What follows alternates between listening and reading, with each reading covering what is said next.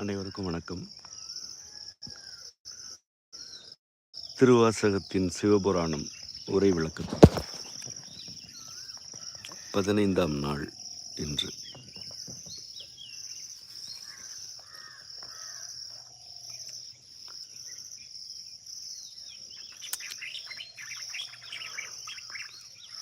ஆக்கம் அளவிறுதி இல்லாய் அனைத்துலகும் ஆக்குவாய் காப்பாய் அழிப்பாய் அருள் தருவாய் போக்குவாய் என்னை புகுவிப்பாய் நின் தொழும்பின் நாற்றத்தின் நேரியாய் சேயாய் நனியானே மாற்றம் மனங்கழிய நின்ற மறையோனே.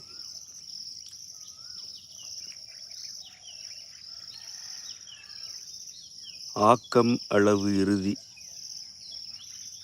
ஆகியவற்றை குறித்த விளக்கம் கடந்த பாடத்தில் இடம்பெற்றது.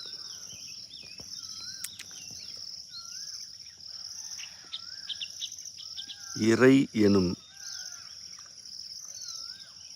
மூலக் கொள்கைக்கு உரிய இலக்கணம் இந்த 3 சீர்களில் உள்ளது என கூறினோம்.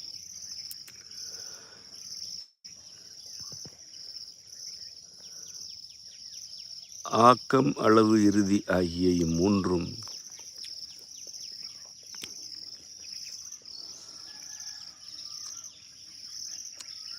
மற்றொரு கருத்தை தனக்குள் பொதித்துள்ளன.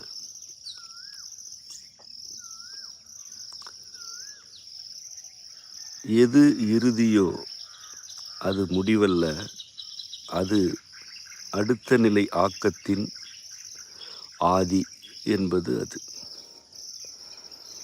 இதுதான் அந்தாதி எனப்படுகிறது. அந்தமே ஆதியாகும் தன்மை இறைவனுக்கு உரியது. ஒன்றின் இறுதியிலிருந்து அவன் மற்றொன்றை ஆக்குகிறான். பொருட்கள் இறுதியடைகின்றன, முடிகின்றன. ஆனால் அவற்றின் இறுதியிலிருந்தும் மற்றொன்றை ஆக்குபவன் அவன். இந்த அந்தாதி கொள்கையினைத்தான்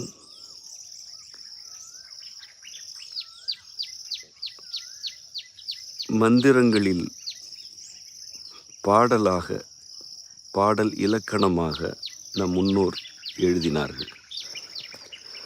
இறை இசைத்தாய் காரைக்கால் அம்மைதான் அந்தாதி எனும் முறையை தொடங்கியவர் என அறிகிறோம். அற்புத திருவந்தாதியின் 101 பாடல்களும் அந்தாதியில் அமைந்தன. இறைவன் ஒன்றின் அந்தத்திலிருந்து மற்றொன்றின் ஆக்கத்தை தொடங்குபவன் என்ற கருத்தை நமக்கு அவர்கள் இசை வடிவிலும் வழங்கி சென்றார்கள்.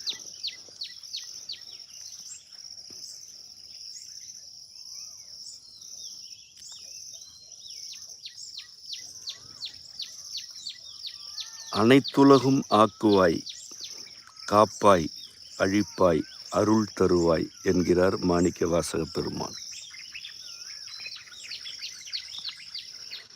உலகம் ஒன்றல்ல, அவை பல எனும் நுட்பமான கொள்கையை இங்கே அவர் போகிற போக்கில் குறிப்பிடுகிறார்.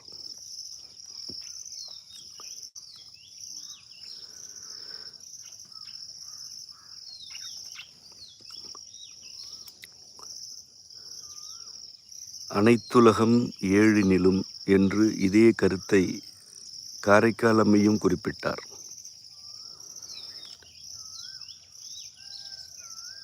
அனைத்து உலகம் எனப்படுவது புவி,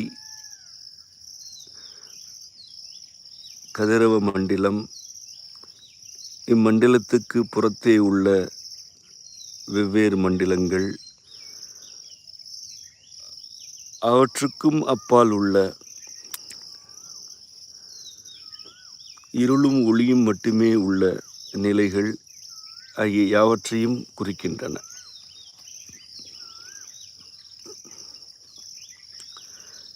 இந்த பேரண்டம் இவ்வாறு பல உலகங்களாகத்தான் இருக்கின்றது என்பதனை மிக மிக தெளிவாகவும் நுட்பமாகவும் நமக்கு திருவண்டப் பகுதியில் மாணிக்கவாசகர் உரைத்து சென்றிருக்கிறார். ஆகவே அனைத்துலகம் என்று அவர் கூறுவது பொதுவாகவோ அல்லது இறைவனை புகழ வேண்டும் என்ற நோக்கிலோ அல்ல. அவற்றை அவர் மிக நன்றாக உணர்ந்திருந்தார். உலகம் பல என்பதனை விளங்கி கொண்டும் முழுமையாக அவற்றை பற்றி அறிந்து கொண்டும் தான் இவ்வாறு இயற்றுகிறார். திருவண்டப் பகுதி அதற்கு வாழும் சான்று. அதனை உரை விளக்கமாக கூற வாய்ப்பு அமைந்தால் அதனையும் நாம் நோக்குவோம். இறைவன் அனைத்து உலகத்தையும் ஆக்குகிறான், காக்கிறான், அழிக்கிறான், அருள் தருகிறான். ஆக்கம் எனப்படுவது தனித்தனியான மூலக்கூறுகளின் ஒழுங்கிற்குட்பட்ட சேர்க்கை.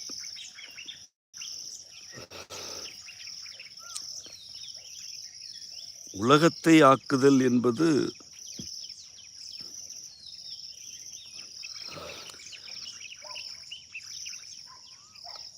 அளப்பரிய அல்லது கற்பனைக்கும் அப்பாற்பட்ட இறைவனது வினை.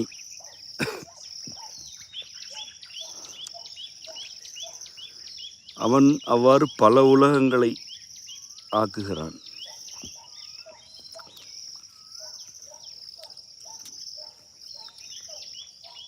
தான் ஆக்கியவற்றை அவனே காக்கிறான்.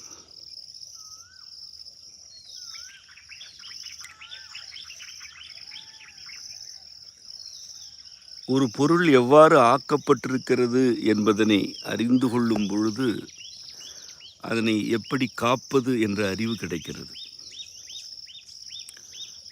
ஆக்கத்தின் உள்ளீடுகள் யாவை, இயல்புகள் யாவை என்று அறிந்து கொள்ளவில்லை என்றால் காத்தல் வாய்ப்பற்றது.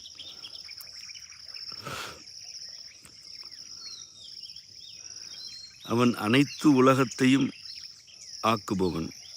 அவனே அவை யாவற்றின் உள்ளீடுகளையும் இயல்புகளையும் அமைத்து அருளுகிறான். அதனால் அவன்தான் அதனை காக்கவும் இயலும்.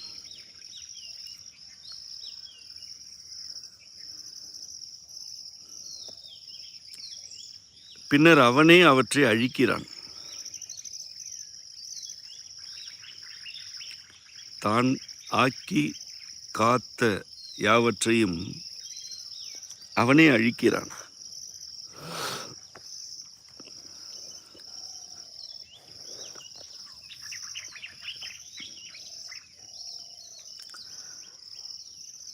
அழித்தல் என்பது இறைவனது தொழில்களில் ஒன்று.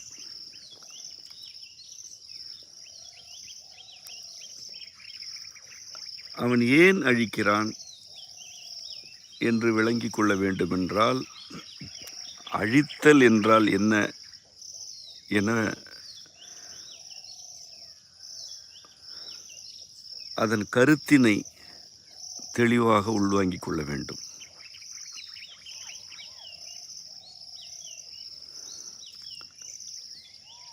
ஒரு பொருளின் இறுதி நிலை அதன் அழிவு என்று கருதப்படுகிறது.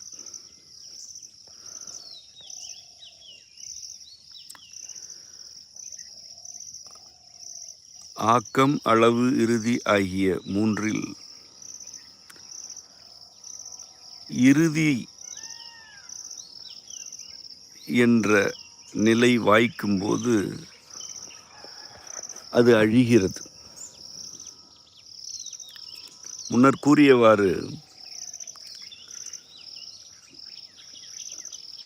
இறுதியிலிருந்து வேறொன்று பிறக்கிறது. அதுதான் அந்தாதி எனும் இலக்கணம்.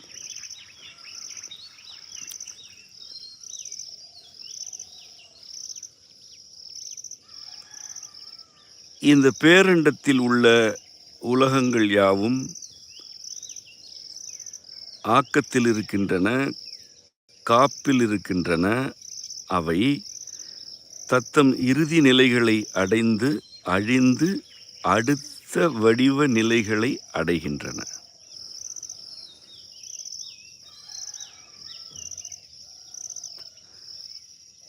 அழித்தல் எனப்படுவது ஒன்றும் இல்லாது செய்தல் அல்ல. ஒன்றுமே இல்லாத வெளியில் அல்லது ஒன்றுமே இல்லாத வெறுமையில் இருந்துதான் இறைவன் யாவற்றையும் படைக்கிறான். அவ்வாறு படைப்பவற்றை அவன் காக்கிறான்.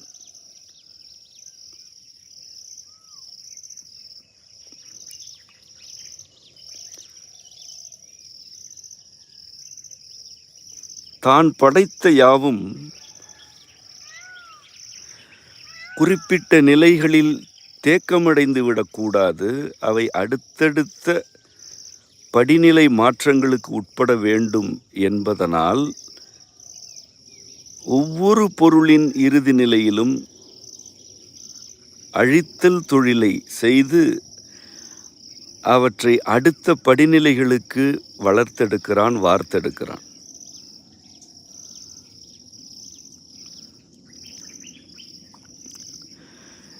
இதுதான் அழித்தல் என்பதற்கு உரிய பொருள் விளக்கம்.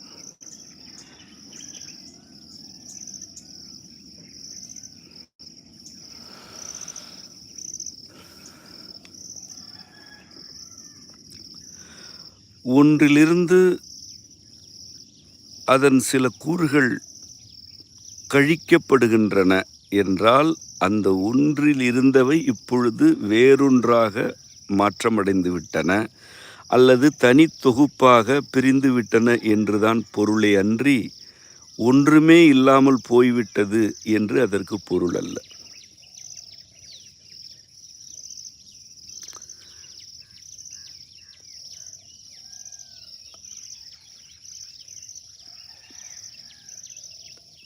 ஆக்குதலும் காத்தலும், காத்தவற்றை அழித்து அவற்றை அடுத்த நிலைக்கு வளர்த்தெடுத்தலும் இறைவனது தாய்மை, அது அவனது அன்பு.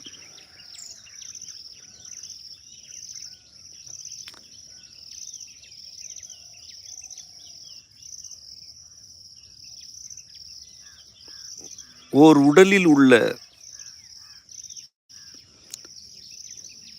ஒவ்வொரு உறுப்பும் இறைவன் அருளிய ஆக்கத்தில் இருக்கின்றது, இறைவனால் காக்கப்படுகிறது. இந்த இரண்டு மட்டும் நிகழவில்லை. ஒவ்வொரு உறுப்பின் உட்கூறுகளும் ஒவ்வொரு நொடியும் அழிந்து அழிந்து புதிதாக பிறந்துதான் அந்த உறுப்பின் நிலைத்தன்மையை அருளி கொண்டிருக்கின்றன. ஒவ்வொரு கணமும் உடலில் உள்ள செல்கள் அழிகின்றன, பிறக்கின்றன. அழிந்த செல்களை விட மேம்பட்ட அடுத்த நிலை மாற்றத்தை வழங்க வல்ல செல்கள் பிறக்கின்றன. இப்படித்தான் உடல் வளர்ச்சி அடைகிறது. அறிவு இப்படித்தான் வளர்ச்சி அடைகிறது. கற்றவற்றை அவனே அழிக்கிறான், அந்த அழிவிலிருந்து புதிய கல்வியை அருளுகிறான். இவ்வளவுதான் அறிவு என்று கருதும் பொழுது அந்த அறிவு ஓர் இறுதியை அடைகிறது.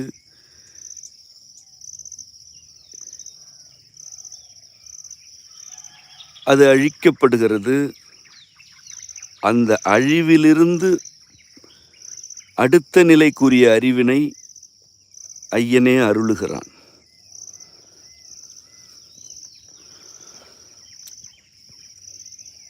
திருநீறு என்ற பொருளே அழிவின் குறியீடுதான். ஓங்கி உயர்ந்த மரங்களும் எரிக்கப்பட்ட பின்னர் சிறு குவியலாக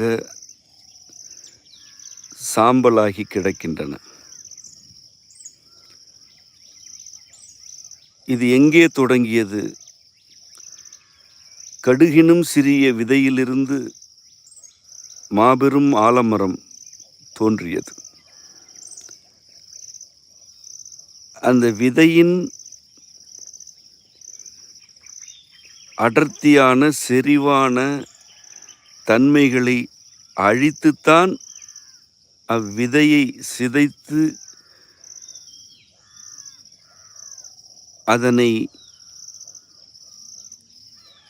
உடலளவில் நீங்கித்தான் மரம் வளர்ந்தது. விதை அப்படியே இருக்க வேண்டும் என்றால் மரமில்லை. அந்த விதை அந்தமடைந்தது. அதிலிருந்து ஆதியை பெற்று மாபெரும் மரம் வளர்ந்தது. அந்த மரம் எரிக்கப்படுகிறது என்றால் அது இப்பொழுது சாம்பலாக கிடக்கிறது. அதனைத்தான் நாம் நீரு என்கிறோம். இறைவனின் பெயரால் அதனை திருநீறு என்கிறோம். அந்த சாம்பலில் ஆலமரத்தின் கூறுகள் இருக்கின்றன என்பதனை நம்ப இயலவில்லை. ஆனால் மறுக்கவும் வாய்ப்பில்லை. ஏனென்றால் அந்த மரம்தான் எரிக்கப்பட்டு இப்படி கிடக்கிறது. இதே சாம்பலில் மழை பொழிந்தால் அது கரியாகிறது. அதிலிருந்து பல்லாயிரம் தாவரங்கள் ஊட்டத்துடன் முளைக்கின்றன. இதுதான் அந்தாதி கொள்கை. ஒன்றின் அழிவு மற்றொன்றின் ஆக்கம்.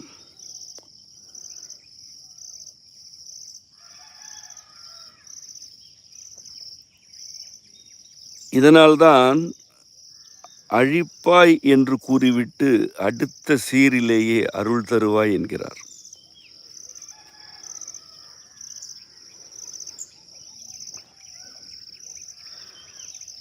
ஆக்கம், காப்பு, அழிவு, அருள் என்று 4 இறைவனது தொழில்களை அடுக்குகிறார்.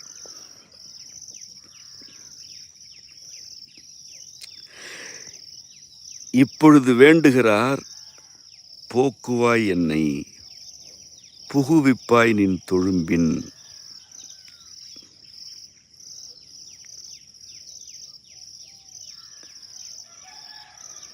நீ அழிப்பதே ஓர் அருள்தான். நீ அழிக்கிறாய் என்றால் எனக்கு அடுத்த நிலை மாற்றத்தை அருளுகிறாய். என்னை போக்கு. நான் இப்படியே இருக்க விரும்பவில்லை. உன் தொழும்பின் உள்ளே என்னை புகுத்திவிடு என்று வேண்டுகிறார். நீ என்னை ஆக்கினாய், காக்கிறாய். நீயே அழித்து அருள் புரிந்து என்னை போக்கி உன் தொழும்பினுள் புகுத்திவிடு என்று இறைவனது தொழில்களை வரிசைப்படுத்தி அதன் ஊடாக தன் வேண்டுதலை வைக்கிறார்.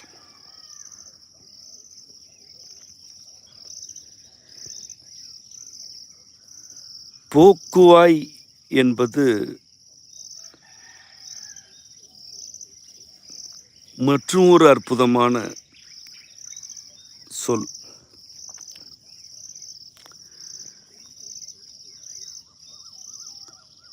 வருவன யாவும் போகின்றன.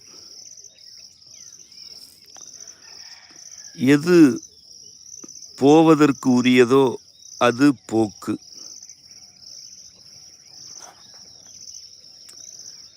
இப்படியே இருந்து விடலாம் என்பது உண்மைக்கு மாறானது.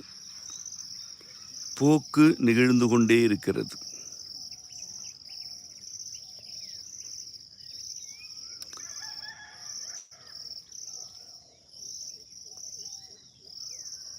நான் போக்கில் இருக்கிறேன். இந்த போக்கு என்னை எங்கே இட்டுச் செல்லும் என்பது என் கவலை. இந்த போக்கு என்னை உன் தொழும்பினுள் இட்டுச் செல்ல வேண்டும். வேறெங்கும் நான் சென்று விடக்கூடாது.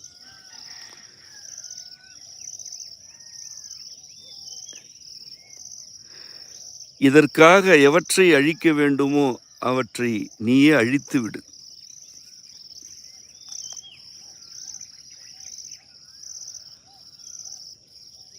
என்னையே போக்கிவிடு. உன் தொழும்பினுள் புகுத்திவிடு என்கிறார் அவர். போக்குவாய் என்னை என்பது என்னை, என் உடலை அல்லது உயிரை போகச் செய் என்று பொருள் அல்ல.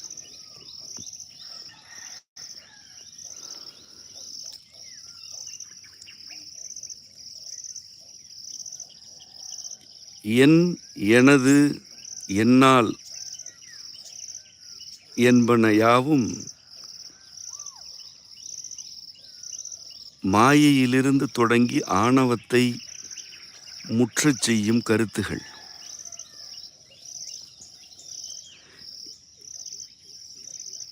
எல்லா பிறப்பும் பிறந்து இளைத்தேன் என்று அவர் கூறியது நான் எனும் ஆணவத்தை இறுகப் பற்றி கிடந்தேனே என்ற வருத்தத்தில். இதனை ஏற்கனவே விளக்கினோம்.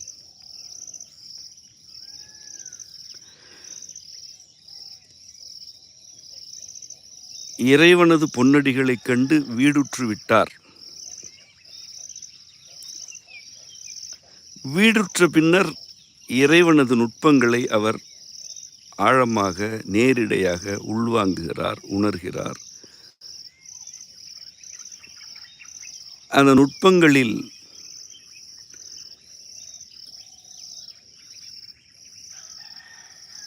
தலையாய கொள்கைகளை கொண்டது அவனது தொழில்கள். அத்தொழில்களில் அவன் அழித்து அழித்து அருள் தந்து நிலைமாற்றம் வழங்குகிறான் என்பதனை கூறுகிறார். அதனை தனக்கும் வேண்டுகிறார். என்னை எனது, என்னால் ஆகிய ஆணவ கொள்கைகளிலிருந்து போக்கி உன் தொழும்பினுள் புகுத்து என்கிறார். தொழும்பு எனப்படுவது ஓர் ஒழுங்கிற்கு உட்பட்டு அவ்வொழுங்கினால் கட்டப்பட்ட ஓர் இடம். இது மாடுகள் அடைக்கப்படும் இடமெனில் மாட்டுத் தொழுவம் எனப்படுகிறது. மாடுகளை பட்டியில் அடைத்தல் ஒரு வழக்கம், தொழுவினுள் அடைத்தல் மற்றொரு வழக்கம். பட்டியில் அடைத்தல் என்றால் அவற்றை அப்படியே உள்ளே ஓட்டி கதவை மூடுதல். தொழுவினுள் அடைத்தல் என்றால் ஒவ்வொன்றுக்கும் உரிய கட்டுத்தெறியில் கட்டி எது எங்கே இருக்க வேண்டுமோ, எது எவ்வளவு நீள கயிறுடன் இருக்க வேண்டுமோ அவ்வாறு இருக்கச் செய்தல்.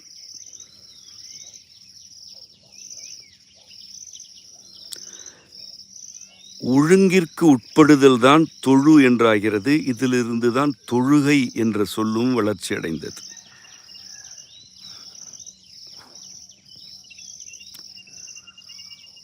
இறைவனது தொழும்பு எனப்படுவது இறந்து போனவர்களுடைய உயிர்கள் இருக்கும் இடம் அல்ல.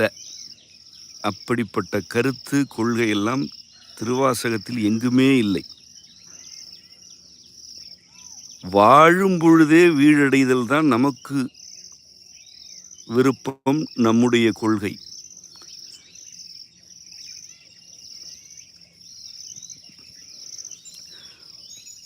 போக்குவாய் என்னை புகுவிப்பாய் நின் தொழும்பின் என்பது என் உயிரை பறித்துவிடு என்று அவர் இறைவனை வேண்டும் கோரிக்கை அல்ல.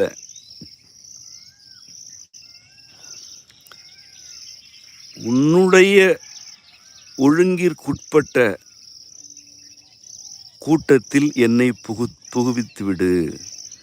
நான் எனது, என்னால், எனக்காக என்ற வகையில் இருக்கிறேன். இனிமேல் உனது ஒழுங்கிற்கு உட்பட்டு இருக்க விரும்புகிறேன். அந்த தொழும்பினுள் புகுத்திவிடு என்பதுதான் அதற்கு பொருள்.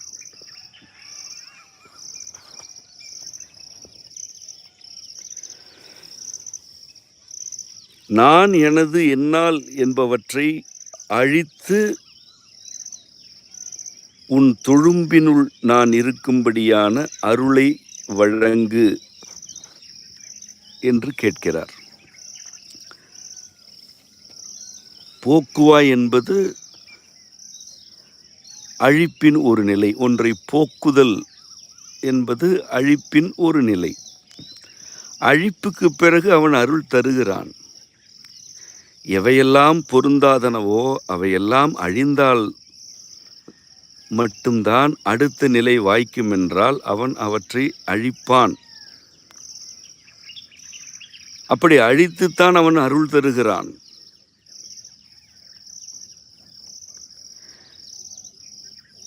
என்னை நீ போக்கி உன் அழித்தல் தொழிலை செய்து உன் தொழும்பினுள் புகுத்திவிடு.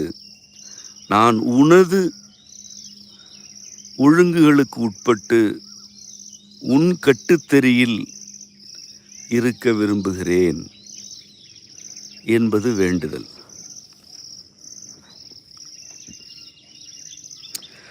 நாற்றத்தின் நேரியாய் சேயாய் நனியானே மாற்றம் மனங்கழிய நின்ற மறையோனே.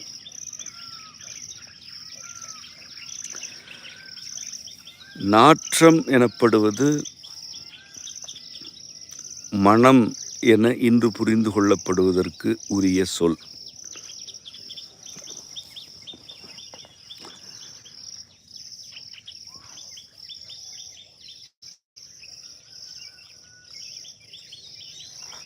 இதன் தனித்தன்மை யாதெனில்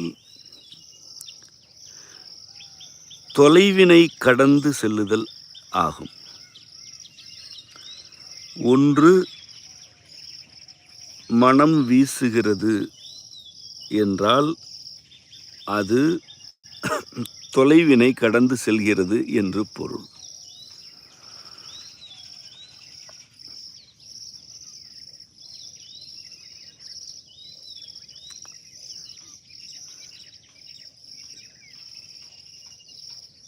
நாற்றத்தின் நேரி என்று அவர் கூறுவது அந்த நாற்றத்திற்கு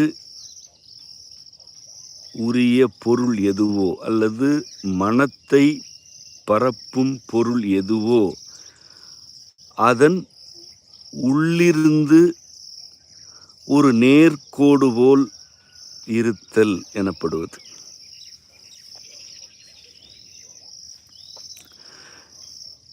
இதன் ஆழத்தை புரிந்து கொள்ள வேண்டும் என்றால் நேரி என்றால் என்ன என விளங்க வேண்டும். நேர் என்பது நாம் அறிந்த சொல். எது வளைவற்றதோ, எது கோணலற்றதோ, அது நேர் என நாம் அறிந்து வைத்திருக்கிறோம். இந்த நேர் என்ற சொல்லுக்கு உள்ளிருப்பது ஏர் எனும் ஈரெழுத்து.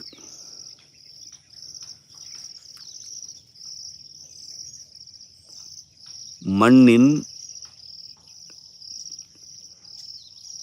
கீழ் உள்ளவற்றை நோக்கி குத்தி கிழித்து செல்லும் கருவி ஏர்.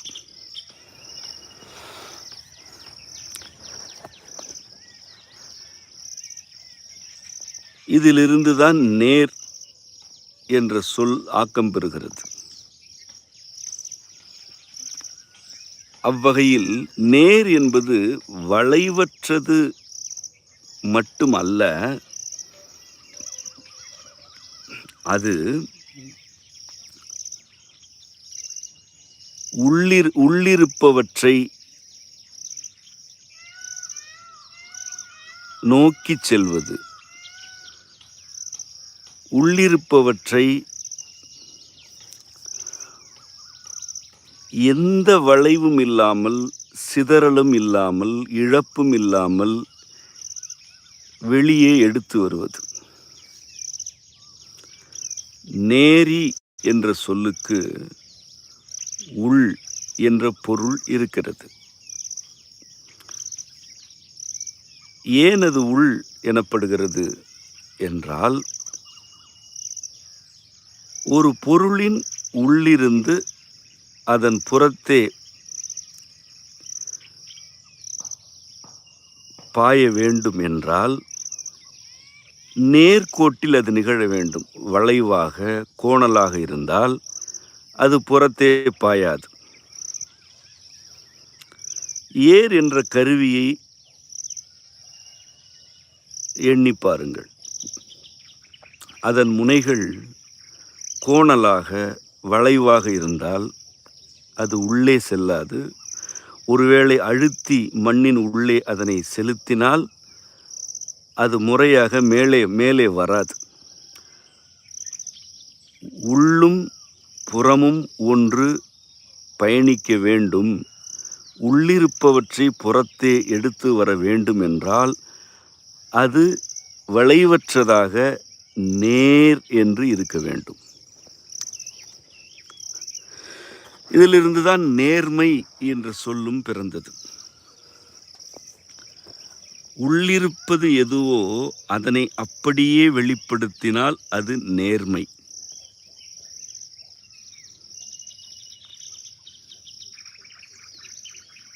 எது நேர்மை என்ற கேள்வி பலருக்கும் உண்டு. சரியானவற்றை செய்தல் நேர்மை என்ற புரிதல் வளர்ந்துவிட்டது. எது சரி எது தவறு என்றே தெரியாத நிலையில் ஒன்றை ஒருவர் செய்கிறார் எனும் பொழுது அவர் நேர்மையாக இருக்கிறாரா இல்லையா என்பதனை இந்த விளக்கத்தை வைத்துத்தான் விளங்கிக் கொள்ள இயலும். மனம் எதனை கருதுகிறதோ அதனை அப்படியே வெளிப்படையாக கூறினால் அது நேர்மை. எண்ணம் எவ்வாறு இருக்கிறதோ அதனை திரித்து திருத்தி உள்நோக்கத்துடன் வேறொன்றாக கூறினால் அது நேர்மை இன்மை.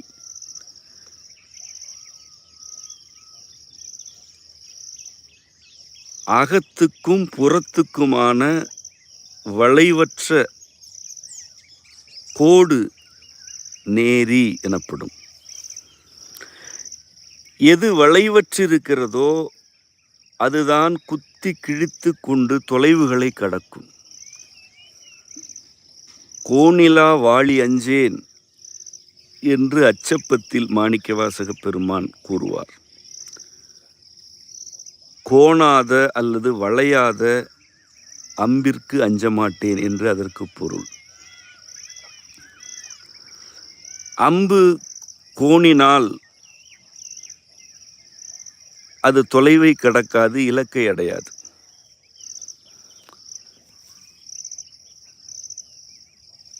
ஆதலால் நேரி எனப்படுவது வளைவற்றது என்று மட்டும் புரிந்து கொள்ளக்கூடாது என்பதனை வளைவற்றது என்று மட்டும் புரிந்து கொள்ளக்கூடாது. அது தொலைவை கடத்தற்குரியது, இடையூறுகளை கிழித்து வீசி எறிந்து செல்வது என்று புரிந்து கொள்ள வேண்டும். ஒரு புள்ளியிலிருந்து இன்னொரு புள்ளிக்கு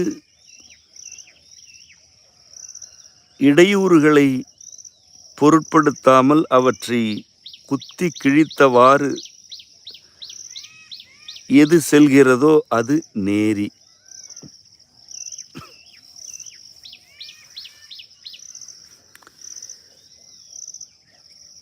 நாற்றத்தின் நேரி என்று இறைவனை அவர் கூறுகிறாரே, எவ்வளவு ஆழ்ந்த கொள்கை இது. ஒரு மலர் தனக்குள் நாற்றத்தை கொண்டிருக்கிறது.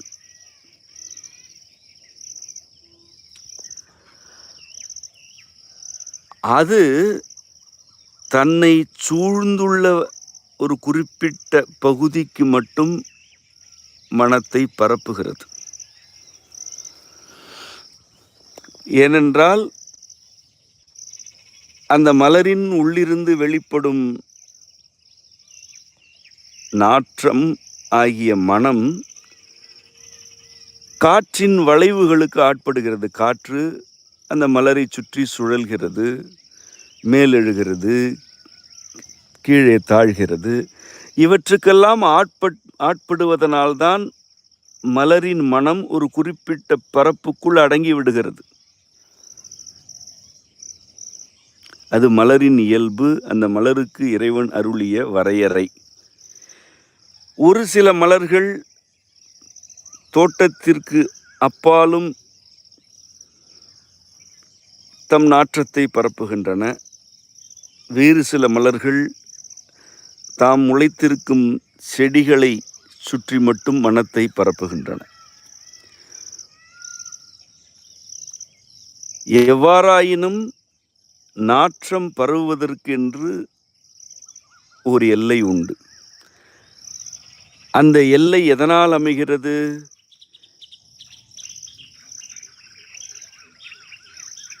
அம்மலர்களிலிருந்து வெளிப்படும் காற்றின் சுழற்சி, வளைவு, ஏற்ற இறக்கம் ஆகியவற்றால் அமைகிறது. இறைவன் அப்படிப்பட்டவன் அல்லன். அவன் சாய்வற்றவன், வளைவற்றவன். அவன் எதற்கும் எதையும் சார்ந்திருக்காதவன். தனக்குள் இருப்பவற்றை அப்படியே நேரி என்று புறத்தே பரப்பிக்கொண்டே இருப்பவன். தன்னை சுற்றி இருப்பவற்றுக்கு மட்டும் அவற்றை பரப்பும்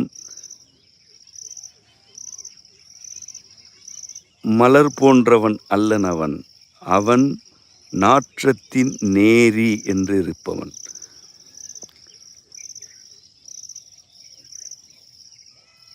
அவன் தன் தன்மைகளை பரப்பும் பொழுது எதுவும் அவற்றை தடுக்க வாய்ப்பில்லை. எந்த பொருள் அவன் தன்மைகளை தடுத்தாலும் அவற்றை குத்தி கிழித்து வீசி எறிந்துவிட்டு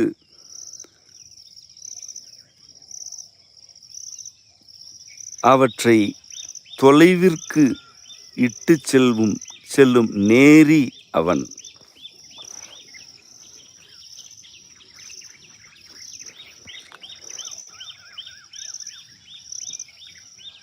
இதுதான் நாற்றத்தின் நேரி என்ற இரு சீர்களுக்குரிய கருத்து. இதற்கு அடுத்த நிலையில் சேயாய் என்கிறார். சேய் என்பது தொலைவு, மகன், செந்நிறம் ஆகிய பொருள்களை குறிப்பது. நாற்றத்தின் நேரி தொலைவிற்குத்தானே செல்லும். அவனது தன்மைகளை நோக்குங்கள். எங்கெங்கோ இருப்பனவெல்லாம் நம்மை வந்து சேர்கின்றன.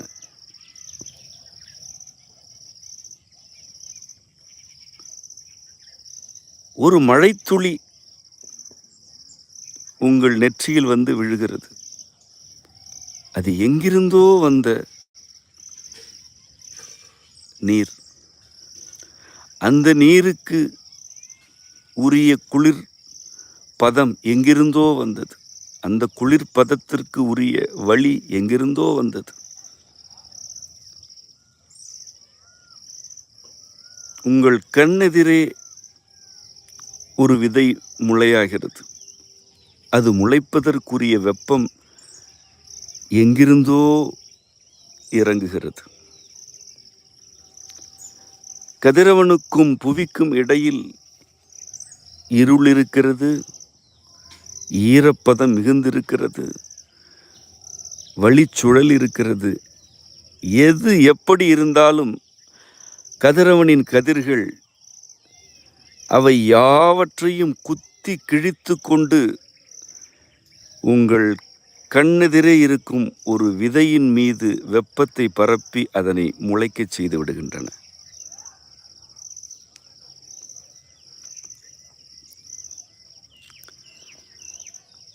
ஒவ்வொரு கணமும் உங்கள் உடல் காற்றை உள்ளிழுத்து உயிர் வாழ்கிறது. அந்த காற்று எங்கிருந்தோ வருகிறது.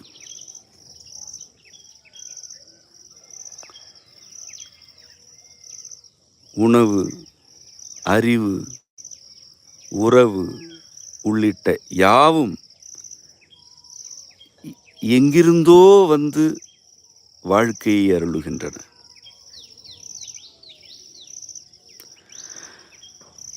காலத்தின் வெகு தொலைவில் இருந்தோர் இயற்றிய பாடல்களைத்தான் இன்று நாம் பொருள் அறிந்து கொள்ள விழைந்து பாடிக்கொண்டிருக்கிறோம். அவற்றிலிருந்து கருத்துக்களை பெற்றுக்கொண்டிருக்கிறோம். இந்த சிவபுராணம் இயற்றப்பட்டு பல நூற்றாண்டுகள் முடிந்து போயின.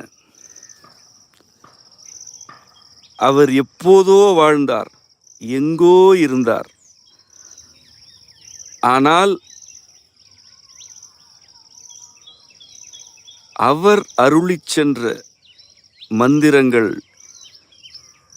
இன்று நமக்கு வந்தடைகின்றன, இன்று நம்மிடம் வந்தடைகின்றன. எங்கிருந்தோ காரைக்கால் அம்மையின் இசை நம்மை இன்று வந்தடைகிறது. எங்கிருந்தோ தொல்காப்பியத்தின் மறைக்கொள்கைகள் இன்று நம்மை வந்தடைகின்றன.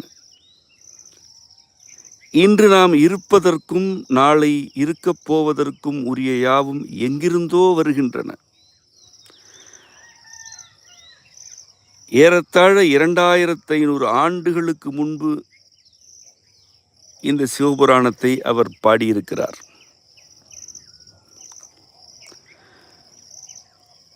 இவ்வளவு நீண்ட கால இடைவெளியில் இந்த சிவபுராணம் கொண்டிருக்கும் கொள்கைகளை, கருத்துக்களை அழிக்கவும், சிதைக்கவும், ஒடுக்கவும், முடக்கவும் என்னென்னவெல்லாமோ நிகழ்ந்தன. சிவபுராணம் எனும் கதிர்வீச்சு நேரியாக யாவற்றையும் குத்தி கிழித்து இதோ இன்று நம்மிடையே வந்து பாய்கிறது. அது இன்னும் பாயும், இன்னும் பல நூற்றாண்டுகளுக்கு அது பாயும். இது எப்படி நிகழ்கிறது? இறைவன் நாற்றத்தின் நேரி என்று இருப்பவன். அவன் ஒன்றை அனுப்புகிறான் என்றால் அதனை தடுக்கும் எதுவும் குத்தி கிழிக்கப்பட்டு இலக்கை எட்டும்.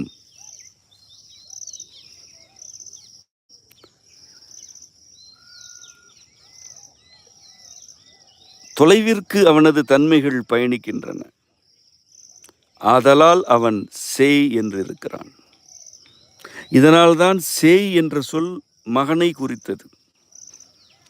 தந்தை எங்கோ இருக்கிறான், அவனது தன்மைகளை வெகு தொலைவில் இருக்கும் பிள்ளை பெறுகிறான் என்பதனால்தான் சேய் என்ற சொல் தொலைவிற்கும் உரியது, மகனுக்கும் உரியது.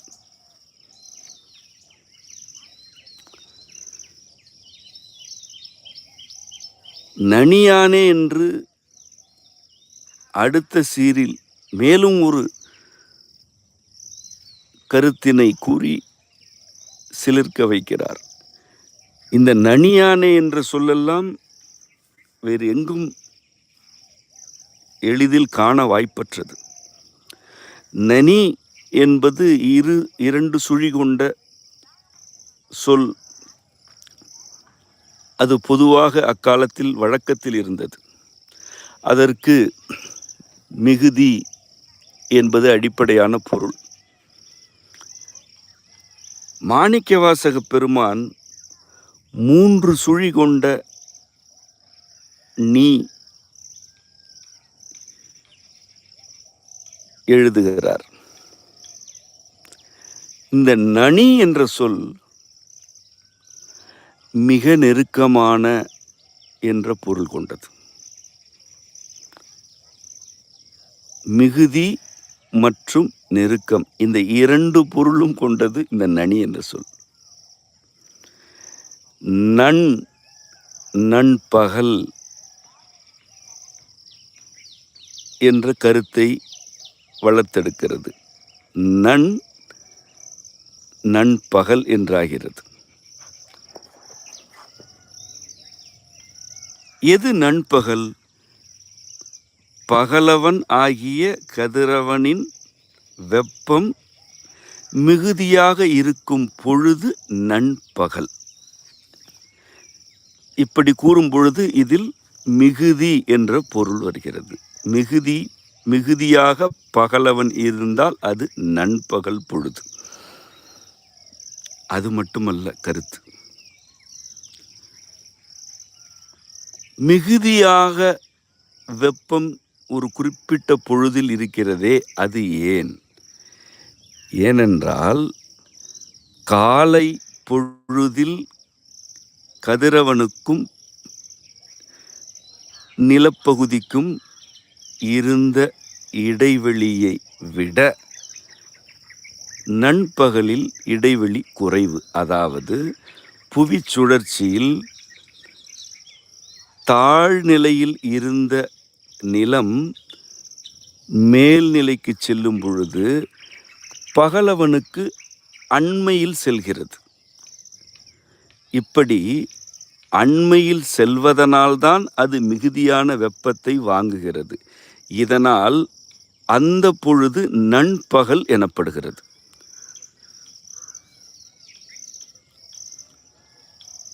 நன் எனும் சொல் அண்மை மற்றும் மிகுதி ஆகிய 2 கருத்துகளையும் கொண்டது.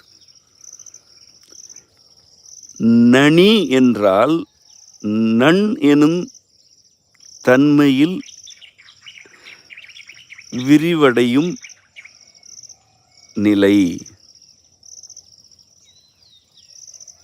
இறைவன் நெனியான் என்று இருக்கிறான். இறைவன் மிகுதியானவனாகவும் அண்மையில் இருப்பவனாகவும் இருக்கிறான் என்று அதற்கு பொருள். இதனை ஏன் கூறுகிறார் என்றால், நாற்றத்தின் நேரியாய் சேயாய் என்று 2 நிலைகளை கூறிவிட்டார். 2வது நிலையில் இறைவன் தொலைவில் இருக்கிறான் என்று கூறிவிட்டார். அவன் தொலைவில் மட்டும் இருப்பதில்லை, அவன் மிக மிக நெருக்கமாக இருக்கிறான், மிக மிக மிகுதியானவற்றை அருளுகிறான் என்று உடனடியாக கூறுகிறார்.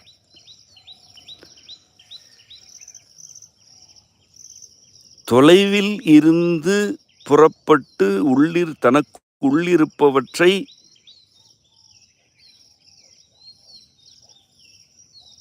சிதைவின்றி இடையூறின்றி வழங்கும் நேரி அவன்.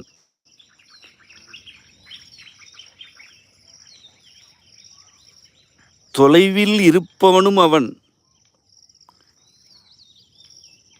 அப்படி மட்டும் அவன் இல்லை, நனி என்றும் இருக்கிறான். மிக நெருக்கத்தில் இருக்கிறான். மிகுதியானவற்றை வழங்குபவனாக இருக்கிறான் என்கிறார். இதுதான் உண்மை.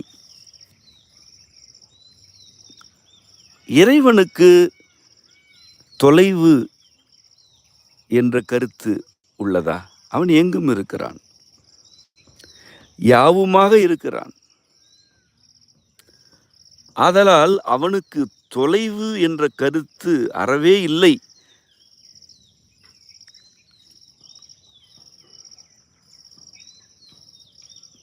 மாந்தர்தம் அறிவு, உணர்ச்சி ஆகியவற்றில் இந்த மாறுபாடுகள் இருக்கின்றன. ஒருவர் தன்னை எந்த அளவுக்கு இறை தொழும்பிற்கு நெருக்கமாக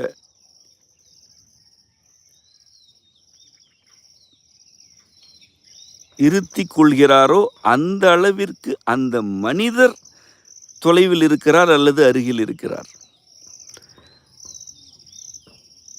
இந்த கருத்தைத்தான் புறத்தார்க்கு சேயோன்தன் பூங்கழல்கள் வெல்க என்று தொடக்கத்திலேயே கூறினார்.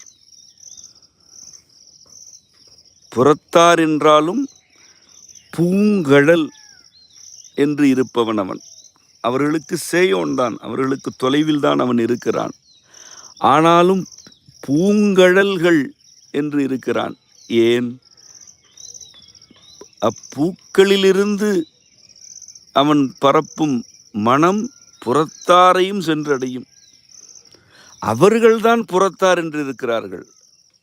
அப்படி அவர்கள் புறத்தே சென்று விட்டதனால் இறைவன் அவர்களை கைவிடுவதில்லை, அவர்களுக்கு தன் மனத்தை பரப்புகிறான் என்று அங்கே கூறினார். அதே கருத்தை இன்னும் ஆழமாகவும் நுட்பமாகவும் நாற்றத்தின் நேரியாய் சேயாய் நெனியானே என்று இங்கே கூறுகிறார். மாற்றம் மனங்கழிய நின்ற மறையோனே.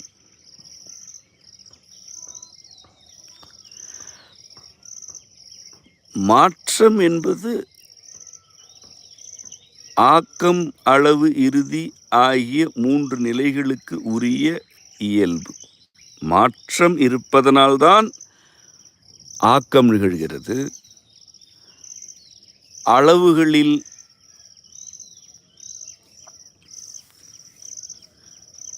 எழும் மாற்றமே ஆக்கத்தை அமைக்கிறது. ஒரு மூலக்கூறு வேறொன்றாக மாற்றம் அடைவதனால்தான் அடுத்தடுத்த படிநிலைகளில் இப்பேரண்டம் விளைகிறது. இறுதி என்பதே மாற்றத்திற்கு உரியதுதான். ஓர் இறுதி அடுத்ததன் ஆதி என்று ஆவதும் மாற்றம்தான். ஆதலால் மாற்றம் நிகழ்ந்து கொண்டே இருப்பது.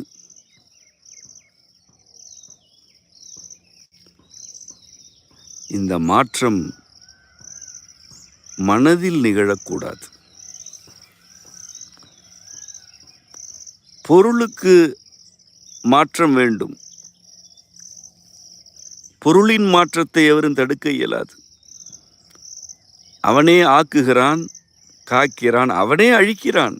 அழித்து அடுத்த நிலைக்கு மாற்றமடைய செய்கிறான். இவை யாவுமே பொருளுக்குரியவை.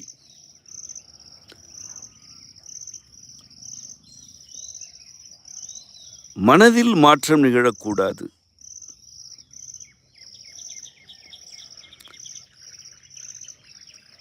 மனதில் நிகழக்கூடாத மாற்றம் எது?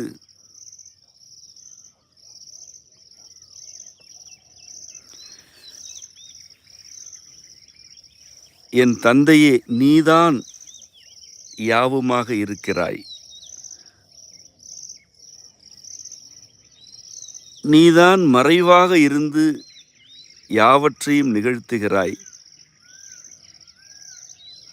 உன் தொழும்பினுள் வந்து புகுவதற்குத்தான் நான் விரும்புகிறேன் என்ற கருத்தில் மாற்றமே நிகழ்ந்துவிடக்கூடாது.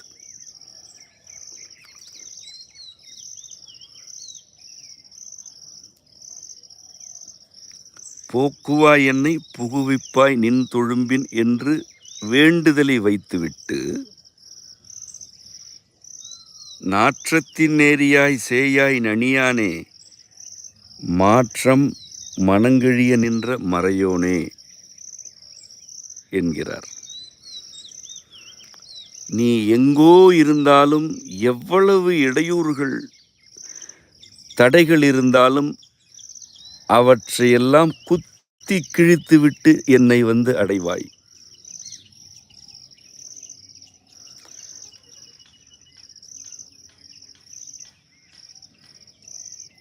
நீ தொலைவிலும் இருப்பாய், எனக்கு மிக மிக நெருக்கத்திலும் இருந்து உன் மிகுதியான தன்மைகளையும் அருளுவாய்.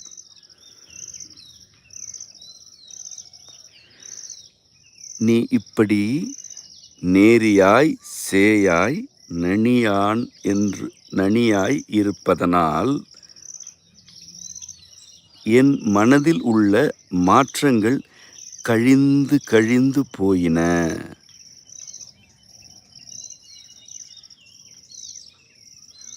இறைவன் எங்கோ இருக்கிறான், அவனுக்கு உருவம் இல்லை என்பது ஒரு கருத்து. மனம் இதனை ஏற்கிறது. ஓர் இடர் நேரும் பொழுது இதே கருத்தை மனம் மறுத்து மாற்றமடைந்து விடுகிறது. இறைவன் இருக்கிறானா இல்லையா என்றே தெரியவில்லை என்ற மாற்றம் நிகழ்கிறது. ஒருவருக்கு தேவையானவை கிடைத்து கொண்டே இருக்கின்றன. நான் வேண்டினேன், அவை கிடைத்தன என்று அவர் இறைவனை நம்புகிறார். ஒரு நிலையில் அவர் வேண்டியவை கிடைப்பதில்லை என்று ஆகிறது.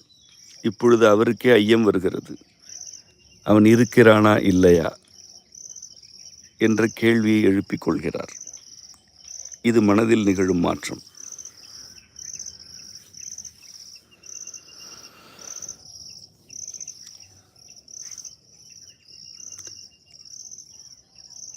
இறைவன் ஆக்குகிறான், காக்கிறான், அவனே அழிக்கிறான். இந்த அழிப்புதான், இந்த அழிப்பின் வழியாக அவன் அருள் புரிகிறான் என்று அவனது 4 தன்மைகளையும் ஒருங்கிணைத்து விளங்கி கொண்டால் மனதில் மாற்றம் எழாது. அவன் அருளும் பொழுதும், அவன் ஆக்கங்களை நிகழ்த்தும் பொழுதும், அவற்றில் சிலவற்றை அவனே அழிக்கும் பொழுதும் எந்த மாற்றமும் மனதில் இருக்காது.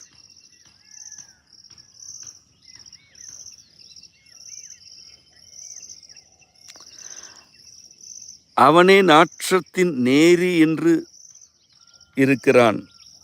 எங்கிருந்தோ வந்து சேர்கிறான், எங்கிருந்தோ தன் அருளை வழங்கி கொண்டிருக்கிறான். இதோ வழங்குகிறானே என்று நாம் நம்பிக்கையுடன் இருக்கையில் அவன் தன் தன்மைகள் எவற்றையுமே காட்டாமல் போகிறான்.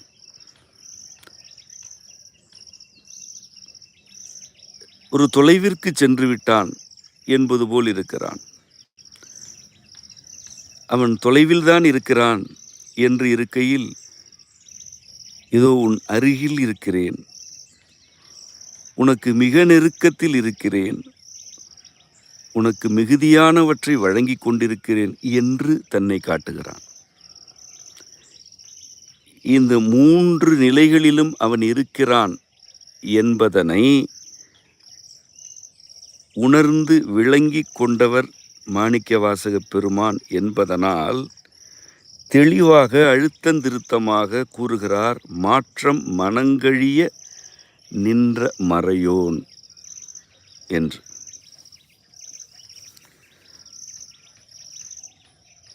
மாற்றம் மனதில் கழிகிறது.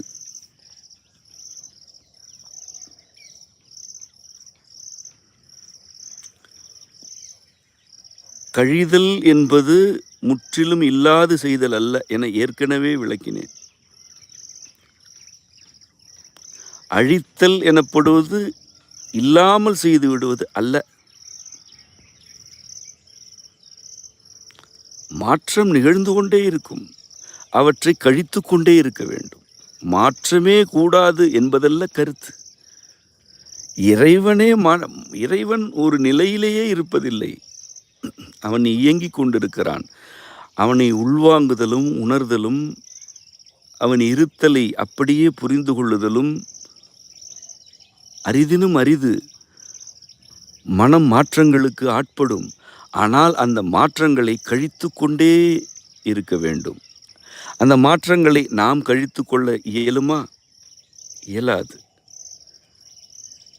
அப்படி மாற்றம் நிகழ நிகழ அவற்றை கழிக்க வேண்டுமென்றால் அதற்கும் அவன் வேண்டும். அந்நிலையில் அவன் மறையோன். மறைந்து இருந்து ஓங்குபவன் என்று அதற்கு பொருள். மறை எனப்படும் வேதமாக ஓங்குபவன் என்றும் அதற்கு பொருள். மறைநூல் என்றாலே மறைவான கொள்கைகளை கொண்டது என பொருளாவது. அவன் மறைந்திருந்து ஓங்குபவன், அவன் மறையோன். செயல்கள் வழியாக, சில நிகழ்வுகள் வழியாக மட்டுமே அவனது இருத்தலை புரிந்து கொள்ள விழையாதீர்கள். எது நிகழ்ந்தாலும், நிகழவில்லை என்றாலும், எது ஆக்கம் பெற்றாலும் காக்கப்பட்டாலும், எது அழிக்கப்பட்டாலும் அவன் இருக்கிறான். யாவற்றிலும் அவன் இருக்கிறான். அவன் மறையோன் என்று இருக்கிறான் என்பதனை பற்றி கொண்டால் மாற்றம் நிகழ நிகழ மனம் அதனை கழித்து நிலைத்தன்மையை அடையும். மறையோனே என்று இவ்விடத்தில் கூறுகிறாரே, அது இறைவனது 5 தொழில்களில் ஒன்று. படைத்தல், காத்தல், அழித்தல், அருளல், கரத்தல். கரத்தல் என்பது மறைத்தல் என்று பொருளாவது. மேலே 4 தொழில்களை கூறினார். அவற்றின் அடுத்தடுத்த நுட்பங்களை விளக்கிவிட்டு இறுதியில் 5வது தொழிலாக மறையோன் என்று கூறுகிறார்.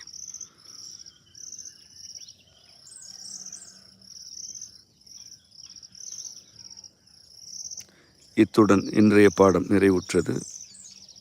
மீண்டும் அடுத்த வகுப்பு திங்கட்கிழமை நிகழும். அதில் இணைவோம்.